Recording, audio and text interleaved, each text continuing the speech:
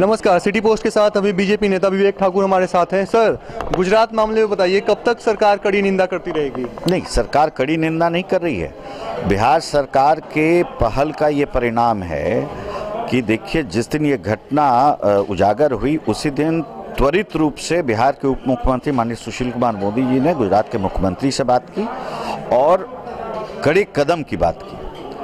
आज बिहार के मुख्यमंत्री जी ने भी बात की है और परिणाम आपने देखा है कि 342 लोगों की गिरफ्तारी हुई है। और उस गिरफ्तारी के क्रम में ये पता चला है कि लोगों ने, जो गिरफ्तार लोगों, उन्होंने कहा कि वो सब सीधे रूप से जो बिहार के कांग्रेस के सहप्रभारी हैं अल्पेश ठाकुर, जिनका इतिहास विघटनकारी राजनीति करने का है, ये सब उनके तथाकथित अल्पेश सेना के सदस्यगण हैं जिन्होंने ये करतूत किया है। इसके हम भारी भर्त्सना करते हैं और अल्पेश ठाकुर को चेता भी देते हैं कि इस तरह की कार्रवाई से बाज आए, नहीं तो ये बिहार है, किस दिन चक्कर में फंसेंगे, उनको थोड़ा समझ के और संभल के अपने राजनीतिक कदमों को लेना चाहिए। अच्छा, कल डॉक्टर साहब गया में स्वर्ण समाज के साथ सड़क पे नजर आए, आपको नहीं लगता कि कहीं ये बीजेपी से बगावत की बिगुल तो नहीं है? नहीं, बिल्कुल नहीं, बिल्कुल नहीं, बिल्कुल नहीं, कोई बिगुल है। बीजेपी के काफी नेता खामोश नहीं, नहीं, देखिए, विषय कुछ सामाजिक था, उनको आहत थी, उसको लेके एक दिन भर का एक शांतिपूर्ण धरना रहा, इसमें कोई उतना ज्यादा मतलब निकालने का। बताइए सर, राफेल मुद्दा पे आपकी सरकार सत्ते में है, सारे नेता चुप हैं, कोई जवाब देने के लिए तैयार नहीं, आपको क्या लगता है? नहीं, आप ऐसा कैसे बोल सकते हैं कि राफेल मुद्दा पे सब लोग चुप हैं?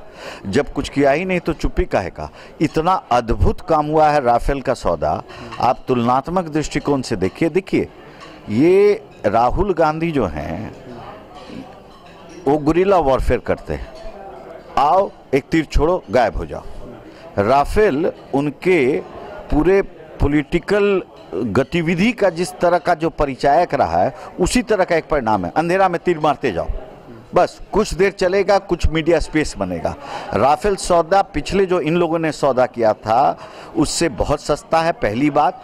उसका जो क्वालिटी पैरामीटर जो है भारत स्पेसिफिक तय हुआ है, उसके बावजूद भी वो सस्ता है। जो इन सब विषयों को पिछली सरकार ने नजरअंदाज करके एक सौदा किया था। सवाल तो ये है ना कि हिंदुस्तान एरोनॉटिक्स कंपनी से लेकर के अनिल अंबानी की कंपनी को कैसे डील दे दी गई? सवाल तो ये है ना। ये देखिए, आप अभी भी नहीं समझ रहे हैं। अनिल अंबानी राफेल के सौदागर नहीं है, पहली बात। डसॉल्ट कंपनी जो है, जो बनाती है, उसने अपना कुछ समझौता किया अनिल अंबानी कंपनी से।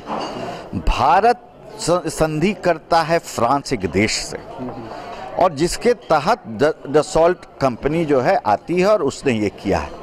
तो भारत तो देश से संधि करता है, ना कि कंपनी से करता है। ठीक है, उप मुख्यमंत्री साहब अपराधियों के सामने हाथ जोड़ते हुए नजर आए, प्रतिपक्ष चल रहा है, 15 दिन तक खामोश हो जाए, इस पे क्या कहना है?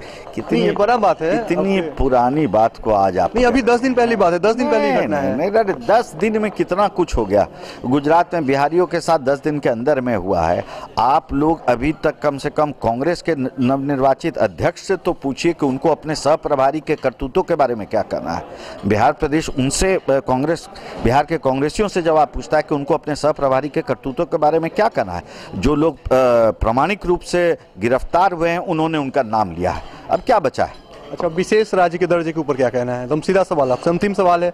मुख्यमंत्री साहब 15 साल से सत्ता में बीजेपी के साथ, उससे पहले कांग्रेस सरकार से विशेष राज्य दर्जे की मांग थी। ऐसा है कि जैसे आपने देखा होगा, नीति आयोग के जो अभी अध्यक्ष आए थे NK सिंह साहब, उन्होंने साफ तौर से कहा है कि नीति आयोग के दायरे में अब विशेष राज्य का दर्जा का कुछ प्रावधान ही नहीं है। तो क्या विकल्प बचता है?